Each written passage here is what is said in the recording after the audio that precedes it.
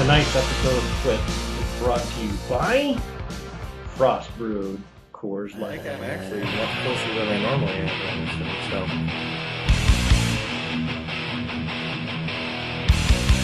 Hello again, everybody, and welcome to the Week 9 edition of TWITS. Joining us once again from the Palatial Estate, brought to you by Microsoft in Brownwood, Texas. There, Mr. Mike Paddock. How are you, sir? Howdy, doing fine. How are things up north? Good. Thought I was talking with Greg LeMond for a second. Yeah, I had to find a jersey, so I figured I'd put this one on.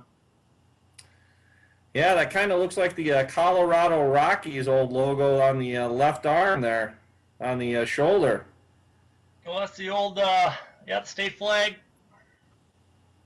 The state flag of Colorado has this red C on it? Yeah, commies. Oh. Well, look at this. Educational and informative and nonstop jocularity here on TWITS, Mike. And totally false, too.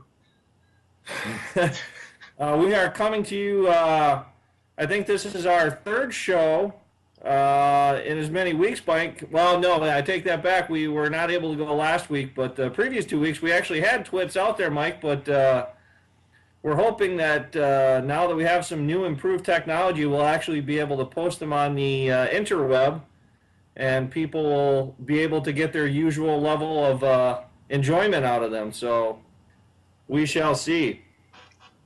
Mike, let's break into Week 9 here with the traditional site deep dive. This one will be pretty quick. You know, we've gone over some things like the intricacies of the starting lineup grid and some other things so far. But tonight, Mike, we're going to talk about the positional defensive ranks, which is under the premium content. And I find this to be a pretty helpful tool. We'll put up on the screen now just a screenshot. So obviously it has all 6 positions, but we'll look at the quarterbacks here. And you can see what this does is breaks down for the current week, Mike, the teams that the quarterback's going against the defenses, and it lists them in order. At the top, the easiest defenses against quarterbacks in terms of giving up fantasy points to the hardest. So you can take a look, let's say, I don't know, Matt Stafford's on a bye and you need a quarterback. Well, you can come out here and take a look and see which defenses are giving up a ton of points to quarterbacks, and it'll show you right there in the little, I think the middle column there, if they're a free agent or not. So just a helpful tool come bye week time. So please take a look at all the content out there under Premium, which is available to all SFFL members this year. So we'll probably continue to go through the rest of the Premium content for the rest of the year in the site deep dive. I think there's 8 or 9 different things out there, so that might run us up to the playoffs. Nice. All right, let's take a look, Mike, at the 3-pack of facts. Our audience has not had the 3-pack of facts for a couple weeks here. Well, you've gotten them, but that's they're itching for it. That's neither here nor there, Mike. Tonight, presented by Coors, I believe for the 3rd time, but only officially the 1st time this year. One of the 2 sponsor-driven segments that we are obligated to get in based on our Coors contract. So let's look at fact number 1, Mike. Obviously, this is intermixed with what's in a number. The magic number, first one is 3, Mike. Matthew Stafford is now one of the 3 quarterbacks since 1966 to start 3 games in which he's overcame a deficit of at least 21 points to win. He joins Tom Brady and Drew Bledsoe as the other 2 quarterbacks. Was New England at the time, or do we know? We do not know. Second number, Mike, is 0. The Saints and Packers combined for no punts in their Sunday Nitro game. Marked the 2nd time this season, Green Bay versus Chicago on September 28th being the other, and only the 3rd time ever that a regular season game has gone without a punt. Buffalo and San Francisco in 1992 were the other one. And then last but not least, Mike, the old Warren Sapp, number 99. Niall Davis had a 99-yard kickoff return against St. Louis. He also had a 108-yard kickoff return touchdown as a rookie last year. That makes him the 5th player with a kickoff return of at least 99 yards in each of his first 2 NFL seasons. And for extra credit homework, you guys out there in TWITS land, if you can find out who the other 4 are, that would be mad props from the TWITS crew here. So, all right, Mike, let's take a look at the weekly rewind. Week 8 saw the usual 5 matchups. Bill 49, Tom 58. Tom paced by Kyle Orton, 16 points and 4 touchdowns, I believe. Let's take a look here, Mike. Thad 43, Evan 94. Arian Foster leads the way for Evan in a more than double up against Thad. Greg 38, Wayne 56. Mr. Bago paced by Aaron Rodgers and his 18 points. And then a couple of nail biters here, a couple of 72 to 70 scores. Mickey 72, the commish 70. She went out and acquired the Miami defense on Free Agent Friday, proved the difference in that one. Yeah, nice job, Mick. And then Mike 72, Tim 70. Mike, you were paced by Jeremy Macklin, and Tim paced by the Gronk with 25 points. All right, Mike, let's do a little segment here you like to call how they were built. We had our first instance of how they were built in 2014. That's right, Sondo. How they're built, what we do is we take a look at some of last week's scores for whatever reason, whatever tweaks my nards, as they say. And we do a little deep dive into how the team was built. We're going to look at Evan's 94 points, which was the biggest number of the day. And interesting facts in here is the majority of his points were scored with his draft choices. Tom Brady, he ended up with 22 points. He was drafted in the 7th round. Matt Forte was his first-round draft choice. He had 15. Arian Foster with 26 points, his second-round draft choice. And Antonio Brown, 18 points, was his third-round draft choice. His other draft choice was actually a keeper in round 12, which was Julius Thomas, who has obviously provided points throughout the year, but not this time. He only had 1. And then he had 2 Free Agent Friday pickups. Malcolm Floyd got him 2 points and nothing out of the Philadelphia defense. And then the other free agent was a $5 bid on Adam Vinatieri, which got him 10. So all that adds up to 94 points, and that's how they were built. Brought to you by Frost Brewed. Actually, I'm keeping it down in Texas. We got a little real ale. It's called Four Squared. It's their blonde ale, and it's dry hopped afterwards. It's the only way to drink it. I don't like the blonde ale, but this Four Squared is pretty good. That's your old Brett Favre brewery. Yes. All right, Mike. Well, segueing nicely into that would be this week's edition of Record Setters.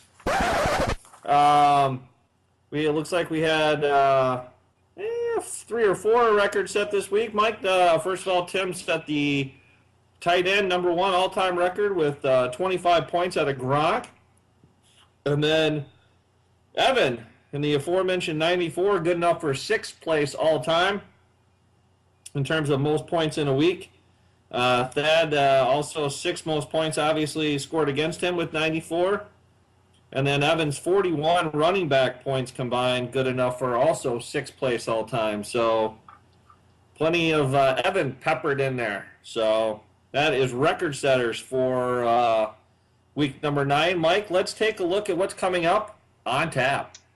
Sondo, your week 9 on tap spotlight matchup. We got to keep her up there until she loses. Mickey Crazy Mom at 7-1, 452 points versus Tim Cranky Pants at 4-4, but bringing home 434 points, not too far behind. However, Mickey leads the all-time points in that series, 1186 to 1136. And the series 16 wins to 13 losses, but Tim has won 3 of the last 4 to get to that point. The fewest points scored in the series by an owner was 12 by Tim and a 12-22 loss in Week 5 of 2001, way back when. Oh, I remember that game. Yeah, that was a good So one. there's no love lost between these two in our spotlight matchup. Very nice. Also, Mike, segue, you were talking about something grabbing your nards earlier. If that's a full-length uniform you got on there, it could very well be that uniform. It is a onesie. Yeah, so that might be a onesie, and that could be what's happening there. So investigate. All right, Mike, let's move on to everyone's tertiary favorite segment, a little segment we here at TWITS call Chalk Talk. And Chalk Talk has not exactly been lighting the world on fire here. Mikey got stopped out either 2 or 3 weeks ago, whatever it's been. Chicago -3 at home against Miami, and Miami outright winner there. So 1-3 on the year. We're going to get back on track this week, though, Mikey. Cleveland, the Brownies, home to the Tampa Bay Buccaneers. The Buccaneers in complete disarray. Talking about trading all their players. So Cleveland at home laying less than a touchdown. I'll lay the 6.5. And go ahead and get the old CT back on track. They are the Succaneers once again, huh? That is correct.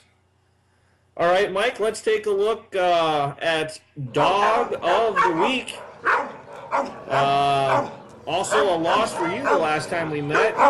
The Packers were laying 7. You had the Panthers and the points, and Green Bay put that to rest about 5 minutes into that game. I can't remember the final, something along the lines of 38-14 or 38-21. So yeah, I needed about 70 points to cover that spread.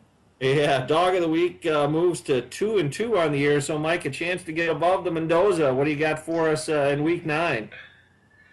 Week 9, I'm picking a West Coast team traveling all the way to the East Coast. We have San Diego going into Miami. San Diego got a little roughed up last time out against Denver, and I think they're going to flex some muscle. They didn't score as many points as they normally do, I think, against that Miami defense. That they just look at the tape that Rodgers did. They got the firepower to keep up and actually go ahead and beat Miami down in Miami. They're a 1.5 point favorites, or sorry, 1.5 point dog right now. So take San Diego. I like it. All right, Mike. We will wrap up Week 9, the midway point of the season in SFFL, with our usual game of the week. Mike, we got a dandy for you this week. Denver and New England. The commish moves to 3-1 with a Kansas City victory over San Diego. Mike, you moved to 1-3. You had the other side of that equation. So 2-game lead for the commish. What do you got for us in terms of this week's pick with the Broncos and Patriots? Well, I'm going to have to be a believer in Denver. I think that they have the team that can go all the way back to the Super Bowl, and to do that, they're going to have to beat New England again, probably. So I'm going to pick them to beat them this time as well. All right. Normally, this is where I drop the not so fast, my friend, but I am going to hop on the paddock, whatever you call a pack of bikes there. It's like a flock of seagulls. I don't know what the official term is, but I'll be in that group that all gets the same time when they cross the finish line. I'm going to go ahead and take the Broncos also. I think the Patriots, although playing well, I think they're going to have a tough time competing with Denver's offense this week. Denver's defense is obviously much improved. And, I think a nip and tuck affair, but, I'll call something like, let's say, Denver 34, New England 29. Wow. That is your final from Foxborough. It's tough to get that number, but sure. Sounds good. Hey, Steven Gostkowski scored 19 points the other week, so you know what I mean? Anything's possible. All right, Mike. Well, I pray that the rest of the world, including the YouTube universe and the SFFL and everyone else, gets to see this. If not, that'll be the SFFL TWITS hat trick for film going right into the can, straight to video type stuff. So hopefully everything goes well, and we will see everyone back here for Week 10 of TWITS. Until then, Mike, adios and have a good night.